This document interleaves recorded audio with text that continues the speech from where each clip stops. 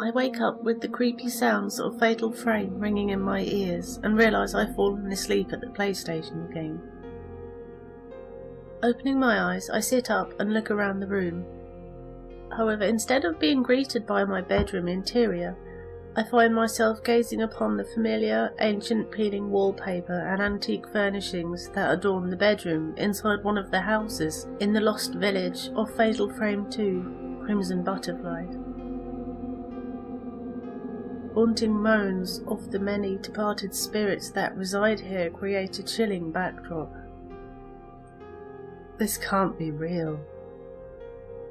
The sound of the closet door across the room sliding open catches my attention, and I watch it wide-eyed. Defying logic, the door slowly slips open, seemingly by itself, and then a pale female figure emerges, her attention immediately focusing on me.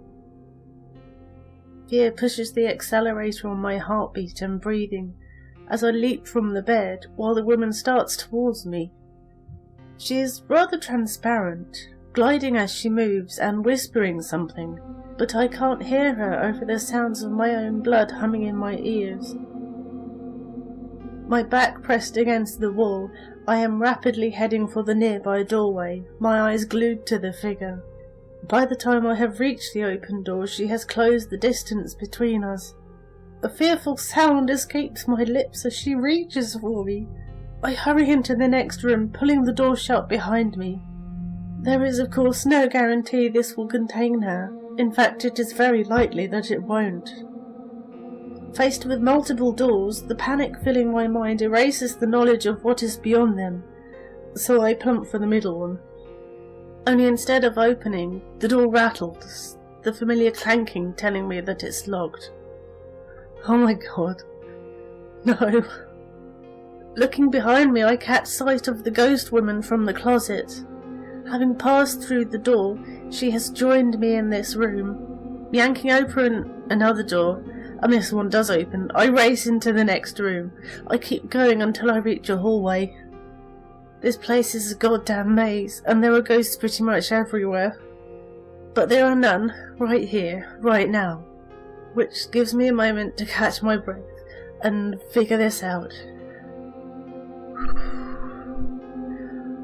I know where I am. I'm in one of the twin houses in the Lost Village, which is the setting for a video game known as either Project Zero or Fatal Frame 2, depending on where in the world you are from. It's a work of fiction born from some imaginative Japanese minds. It's not real, and yet here I am. My surroundings do not have the graphic quality familiar to those who've ever played this PlayStation 2 game. It's all very solid, very real, and so creepy, a new word needs to be invented to describe it. This defies logic, defies explanation. It's just not possible. Unless it's a vivid nightmare, or I've slipped into some kind of alternate dimension where all that dark voodoo rubbish quoted in the games as explanations for all this is really possible. I have to move. I don't want to stay in one place too long, lest a ghost comes across me. I can see stairs leading down at one end of the hallway. Sounds good to me. The area at the bottom of these stairs is familiar because there's a red lantern in one corner. This is a frequently used save point, although I'm not sure what use it can be now. Thankfully, the light is glowing right now.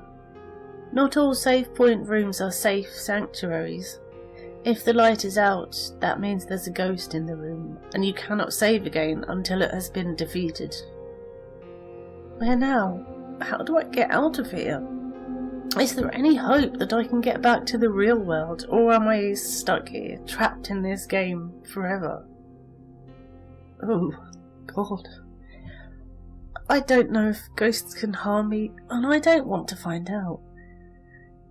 The shock of finding myself in these strange circumstances has wiped my memory. These twin houses, the entire village, is all as familiar to me as my own home. I know the layout just as well too, except Now I can't remember what is beyond this door, or the route from here to the front door, or even which of the twin houses I'm in. All I know is there are two very similar houses. Everything about this game revolves around pairs, twins. I'm pretty sure there is a way to identify which house you're in. Still on edge, I take a deep breath and open the door. The corridor looks back at me. With no ghosts leaping out at me right away, I venture into it, far too scared to look into the open cubby spaces on one side as I pass them.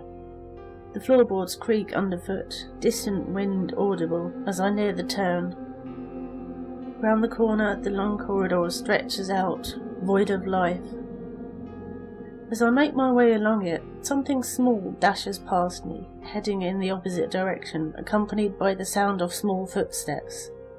I let out a short, sharp scream and bolt down the corridor. There are creepy whispers from afar, punctuated by an eerie door hinge squeak as I round the second corner.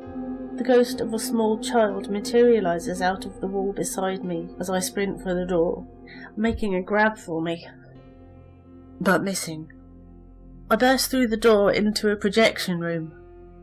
The room is small and square, with a door in the diagonal opposite corner. This leads me to another stairwell.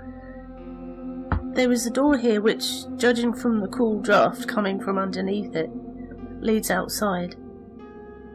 Sadly, it's locked, rattling uselessly when I try to open it. I rattle it again out of frustration.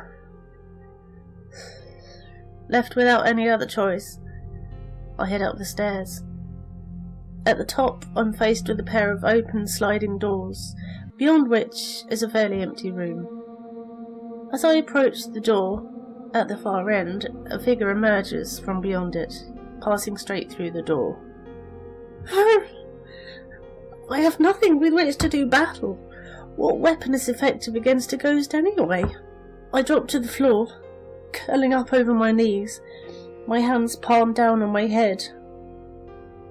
The muttering, moaning spirit passes across the room before the sounds slowly fade away, and when I look up, it is gone.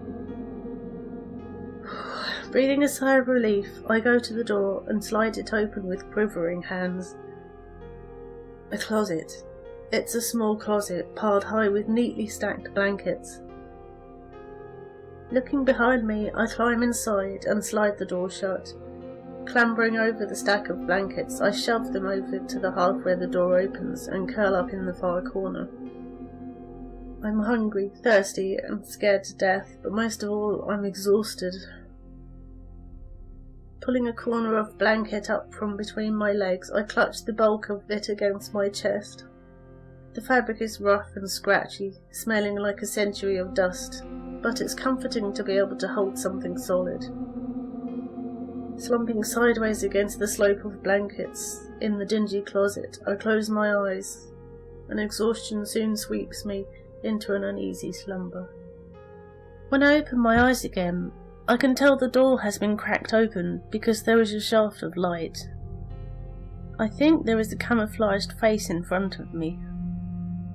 Rubbing the sleep out of my eyes to clear my vision, I assume it's just my eyes playing tricks on me, for a moment. Then I remind myself where I am. The normal rules no longer apply. Feeling someone else's breath on my face, I scream and sit up, pressing my back tight against the wall. The parts of her face that I could see fade away momentarily. It's like it's a mirage, and it almost shimmers. I can see a pair of eyes looking at me, I think. This is not normal Project Zero ghost behaviour, as far as I can recall. I've been watching you sleep, the male voice says. What the hell? Show yourself, I demand.